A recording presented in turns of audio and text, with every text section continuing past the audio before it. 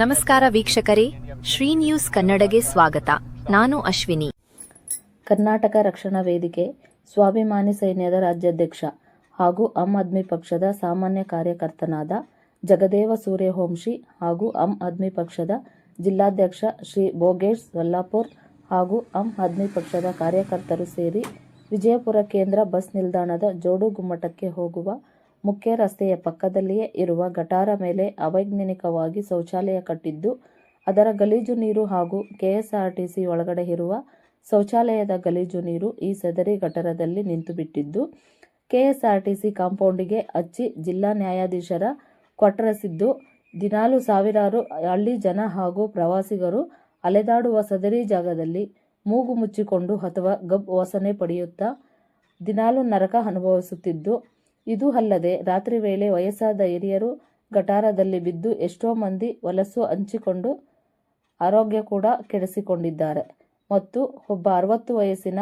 Rickshaw driver ಕಾಲು ಜಾರಿ ಗಟಾರದಲ್ಲಿ ಬಿದ್ದು ಕಾಲು ಮುರಿದುಕೊಂಡು 1 ತಿಂಗಳ ಹಿಂದೆ BLD ಆಸ್ಪತ್ರೆಗೆ 70 ರಿಂದ 80 ಸಾವಿರ ಚಿಕಿತ್ಸೆಗೆ ಹಣ ಕಟ್ಟಿದ್ದಾನೆ ಎಂದು ಅಲ್ಲಿಯ ರಿಕ್ಷಾ ಡ್ರೈವರ್ಗಳು ಹೇಳುತ್ತಿದ್ದಾರೆ. ಇಂತಹ ಕಷ್ಟದಲ್ಲಿ ಜೀವನ ಸಾಗಿಸುತ್ತಾ ದೇಶಕ್ಕೆ ಟ್ಯಾಕ್ಸ್ ಕಟ್ಟುವ ಮುಗ್ಧ ಜನಗಳು ನರಕ ಅನುಭವಿಸುತ್ತಿದ್ದಾರೆ.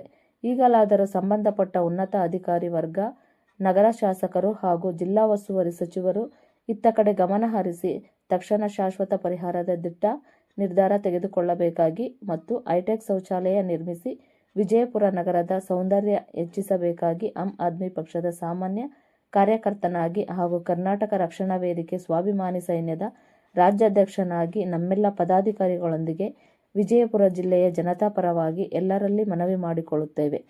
ಸರಿಯಾದ ಸ್ಪಂದನೆ ನೀಡಿ ತಕ್ಷಣ ದಿಟ್ಟ ಕ್ರಮ ತೆಗೆದುಕೊಳ್ಳದಿದ್ದರೆ ಆಮ್ ಆದ್ಮಿ ಪಕ್ಷ ಹಾಗೂ ಕರವೇ ಸ್ವಾಭಿಮಾನಿ ಸೈನ್ಯ ಒಟ್ಟಾಗಿ ಹೋರಾಟಕ್ಕಿಳಿಯುತ್ತದೆ ಎಂದು ಎಚ್ಚರಿಸಿದರು.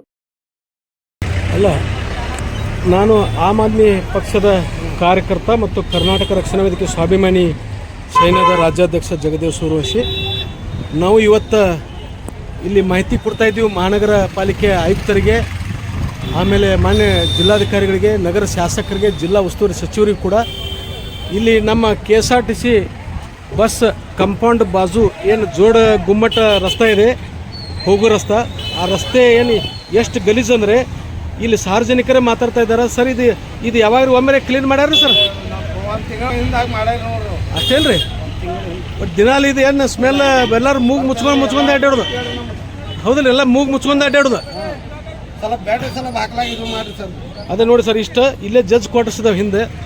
ಯಾವ ಥರ ನರಕ ಅನುಭವಿಸ್ತಾ ಇದ್ದಾರೆ ಅಂದ್ರೆ ಎಲ್ಲ ಸಾರ್ವಜನಿಕರಲ್ಲಿ ಇಷ್ಟು ಬೇಜವಾಬ್ದಾರಿ.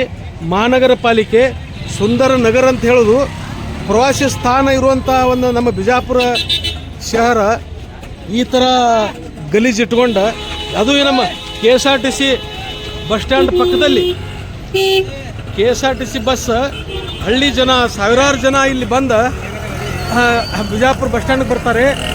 ಆಮೇಲೆ ಪ್ರವಾಸ ಮುಗಿಸ್ಕೊಂಡು ಕೂಡ ಇಲ್ಲಿ ಬರ್ತಾರೆ. ಬಂದ ಕೂಡಲೇ ನೋಡಿ ಇದು ಗಲೀಜು ವಾಸನೆ ತೊಗೊಂಡು ಇಲ್ಲಿ ಬಿದ್ದಾರಲ್ರಿ. ನಮ್ಮ ಆಟೋ ಡ್ರೈವರ್ ಬಿದ್ದಾನ್ರಿ. ನಮ್ಮ ಆಟೋ ಡ್ರೈವರ್ ಬಿದ್ದಾನ್ರಿ ಇಲ್ಲೇ ಗಟರ್ನಾಗ ಕುಡ್ದ ಕುಡ್ದಿಲ್ರಿ. ಗೊತ್ತಲ್ಲ ಹಂಗೆ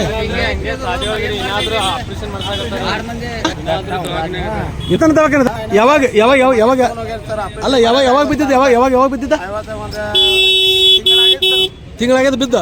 ಇಲ್ಲೇ ಒಳಗೆ ಬಿದ್ದಿದ್ದ? ಚಪ್ಪ ಹೋಗಿಲ್ಲ ಸರ್, ಆಪರೇಷನ್ ಆಗಿದ್ರಿ. 60-80 ಸಾವಿರ ರೂಪಾಯಿ ತೊಗೊಂಡಾರ್ರಿ ಎಲ್ಲ ಆಟೋ ಡ್ರೈವರ್. ಅಂದ್ರೆ ಇಲ್ಲಿ ಬಿದ್ದ ಕಾಲ್ ಮುರಿದದ ನೋಡ್ರಿ. ಮಹಾಪಾಲಿಕೆ ಆಯುಕ್ತ ಸಾಹೇಬ್ರೆ, ಮಾನ್ಯ